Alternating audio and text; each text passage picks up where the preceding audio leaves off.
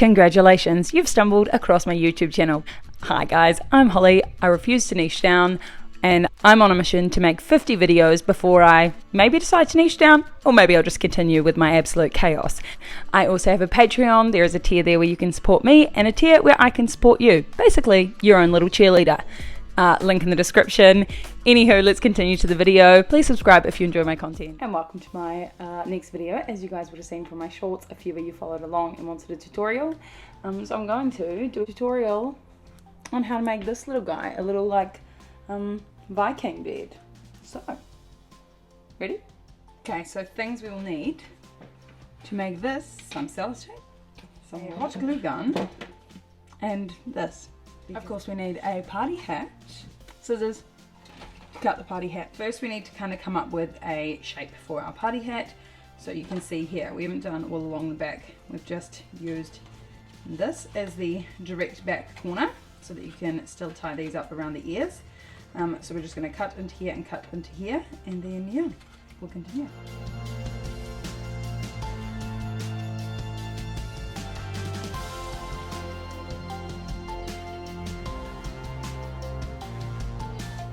With this, what you want to do is kind of cut it to the shape of the person who's going to be wearing it and see how that feels. So here, this feels pretty comfortable. If I'm wearing it, I might just cut it a little bit further down there by the lip. So just cut that down. As you can see, it's about the same shape as this one. So the next part is the wool. First, we're going to make our braid here.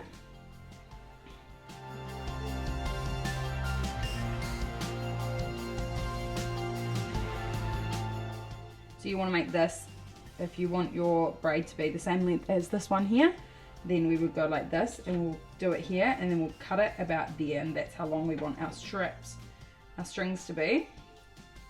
And how thick you want it depends on how thick your wool is. So this one is probably a tiny bit thinner than this. So we'll probably do about the same anyway though. So we've got 22. Okay, so there's like 22 there, so that's 11 pieces of string at about this long. So you can use a guide if you want, or a measuring tape, but really, it's not that, not that bad. So 11 of these.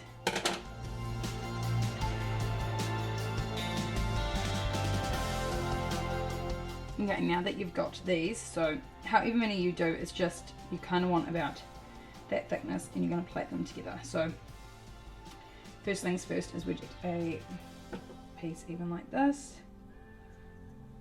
and then just go through here and fold it in through there and tie it. It gives you like a ball to start with, and then you just split this into a random 3. So that's where the paintbrush comes in handy, is just like can hold it in place while you're doing it.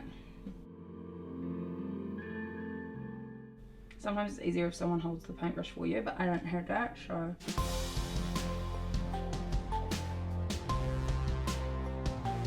Plaited like that. It can be as long or as thin or as thick as you want. So this one's a little bit thinner, but that's fine. I'm happy with that. And if it is too long, you can just tie it and trim it. So what I'm going to do here is you just get another tie like this, so it's just a simple loop. We'll go around and through there like this. Generally it holds it enough, and then they just sit in with the bead like that. And then if you want, if it's a little bit long, you can just trim them all together like that, and then it's the right length like that. Yeah, so you can do your bed as big as you want, you can do different colors, anything you want you can do. I'm going to get that, and we will place him inside. So we're going to thread him through here. You can see there's like a little bit of a gap in the party hat anyway. So we'll thread him through here. Just want to sellotape it in there. So twist it to the front wherever you want it.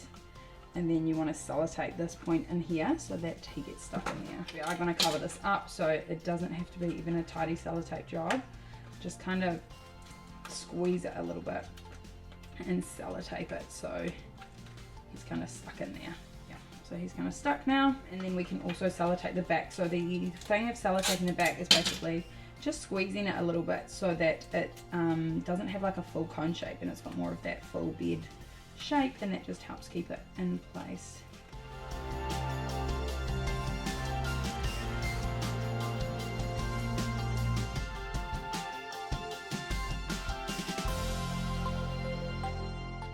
So now that that bed is ready, we're going to work on these, a million of these. That's what it feels like anyway. So however long you want your bed hairs to be. So if you want your bed hairs to be really short like this ones, I've kept them a little bit this long. So I'm cutting about double the length of whatever my hair wants to be. So if I want my hair to be about that long, then I'm going to cut them all to be about that length there. Obviously, if you just want to have a short stubbly one, then you can cut them there, but that is a little bit harder to thread through. But again, entirely up to you to customize how you want. I'm going to cut them all about that long, and then after I've got a big pile, I will thread them all together.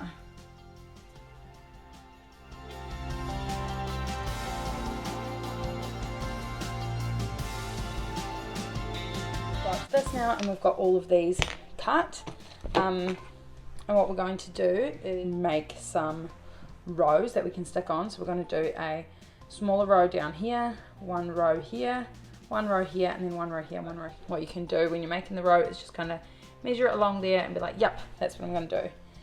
So to show you a trick on the way I found easiest to do this, is if you get your piece of sellotape and you sellotape, it'll make sense soon. Sellotape your wool on here because it makes it easier to put it on.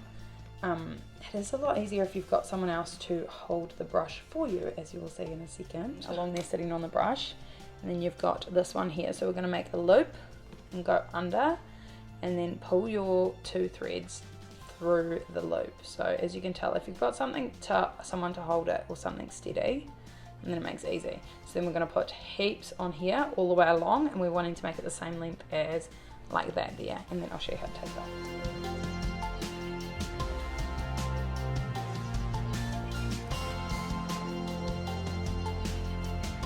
The reason why we do this is because now we can just unpeel that sellotape. We can just pull this off. So you don't want to do this. Slip it off while still keeping your ends, so you know where your ends. So I've still got my ends here. Hold your ends down, and you can kind of pull these tight. Again, if you do have 2 people, it's kind of handy. And then we can see that this one here, so it didn't probably need to be that big, but we will glue it about here. Make another 4 of these.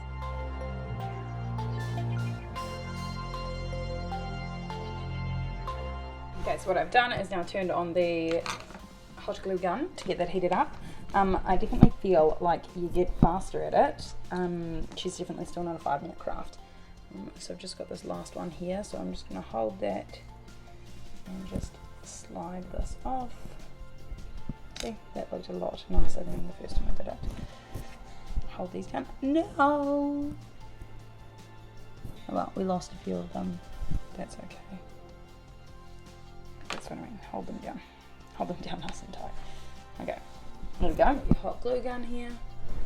She's ready to go. So you just pick wherever you kind of need to go, and then go for it. So we're going to go around about here, not too high, not too low.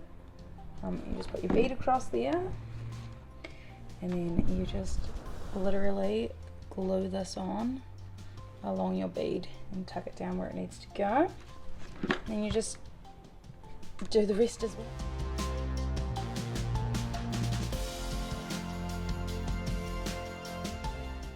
So yeah, as you can see here, the hot glue is still drying. But there is our Viking bed. To really volume it up, you could put more in there.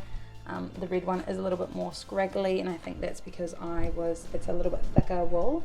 So it's up to you what wool you use, but yeah, that's basically how you make a Viking bed.